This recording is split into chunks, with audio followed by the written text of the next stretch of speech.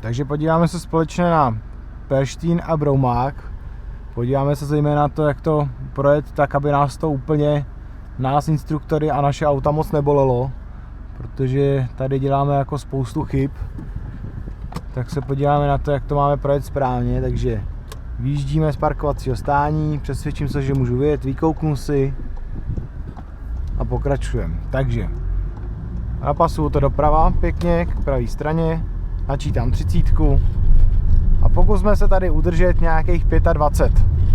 Jakmile tady zpomalíte výrazně, tak to tady furt tlačíte na tu dvojku a motor už brblá a skučí a skuhrá. Takže radši v těch případech, kdy už jedeme opravdu pomalu, tak to tam prostě podřaďte radši na tu jedničku, než abyste nám tady ty auta dusili prostě na tu dvojku. Jo, takže zkuste udržet třeba těch 25, ať to auto tolik netrpí. Jedem tady do kopce a ještě po těch pitomých kostkách, tak ať to auto trpí minimálně. Další věc, co nás tady čeká, je retardér, který je teda opravdu hodně ostrý. A pokud jedeme také nahoru, přejďte ho na jedničku. Prostě podřadíme si a v klidu retardér pomalu přejedeme na jedničku. Za retardérem můžeme zase zrychlit, hezky aspoň na těch 25 a musíme prostě zařadit trošku rychleji, aby jsme nestratili tolik výkonu a rychlosti.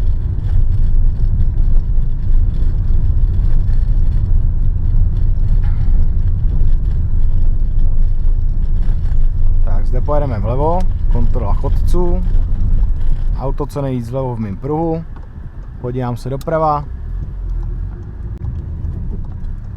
kontrola chodců a zde je další bolavá situace. Tady si najedu, také jsem vpravo, kouknu, jestli tam nejde žádný auto. V případě, že jo, tak si tady prostě zastavíme, počkáme, necháme to auto projet a teprve potom pojedeme my. Takže jsme na hlavní, zkontroluji si už chodce teďka, mrknu tady doprava, byť jsem na hlavní, stejně se podívám a pokračujeme. Tak, sledujeme dopravní značení.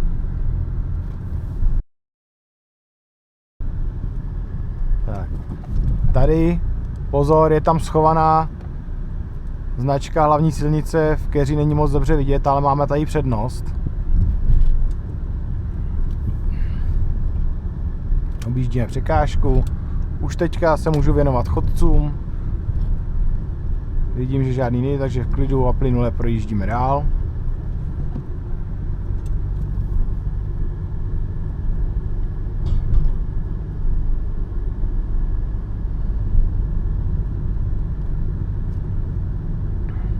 Držíme se pěkně při pravé straně, načítáme 30, zpomalím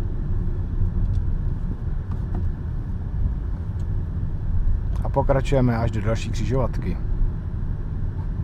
Takže vracíme se zpátky přes Broumáka na Perštín, takže budeme odbočovat vlevo, kontrola chodců, stavím se kam mám, to znamená vlevo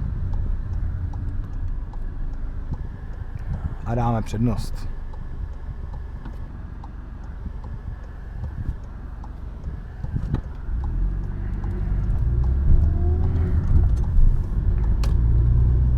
Držíme se při pravé straně, načítáme dopravní značení, já už teďka z dálky vidím 30, takže přizpůsobím rychlost jízdy, podřadím si na dvojku, kontrola chodců, zpomalíme a do další křižovatky pokračujeme. Tady občas nevíme úplně, kde je první křižovatka, strašně dlouho tady jedeme třeba 25, byť už nám ta 30 skončila, takže se koukneme, kde nám teda ta 30 končí. Dost často berete za křižovatku pouze to, co je odbočení doprava, ale tohoto je první křižovatka. Ano, takže odsud už neplatí 30, pokračujeme dále, můžeme trochu přidat 35, 38, 40, kam jedu, tam blikám, stále jezdíme po hlavní pozemní komunikaci, kontrola chodců a teď pozor, projeli jsme křižovatkou a nepokračuje nám žádná další hlavní silnice. Tady jsme i upozorněni na výjezd autobusu. Stále nevidím žádnou dopravní značku, která by mi řekla, že jsem na hlavní.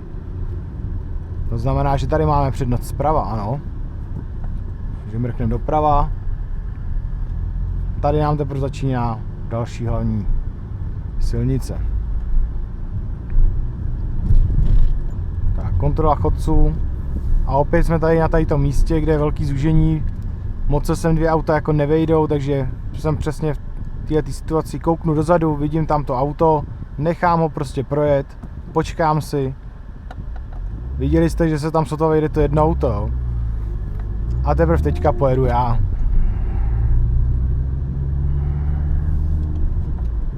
Tak, vrátíme se zpátky. Jsme na hlavní. Pojedeme doprava. Kontrola chodců, srdcátko, blinker, koukám se a odbočujem. Tak. Zde nám velmi často děláte jednu věc, která nás jako majitelé vozidel strašně bolí, a to je tady ten retardér. Nikdy nebudeme brzdit do retardéru. Podřadím si, zpomalím na správnou rychlost, klidně na 1 a plynule přejíždíme ten retardér. Nemůžeme si dovolit zabrzdit zároveň z kopce nebo i na rovince, nesmíme prostě zabrzdit do retardéru. Pokud jste někdy jeli na jízdním kole a zabrzdili přední brzdou, tak asi víte, co se stane. To samé se děje s autem. Jakmile zabrzdím, tak se mi předek vozidla zakousne jakoby do země a ještě dostaneme druhou bombu od toho retardéru. Jo, takže vždycky to dobrzdíme včas před tím retardérem a retardér jenom plynule přejedeme. Nemůžeme do něj prudce zabrzdit.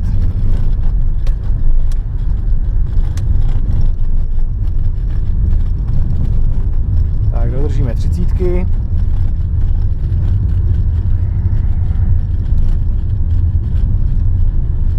A tak to nějak bychom mohli projet Perštín a Broumák.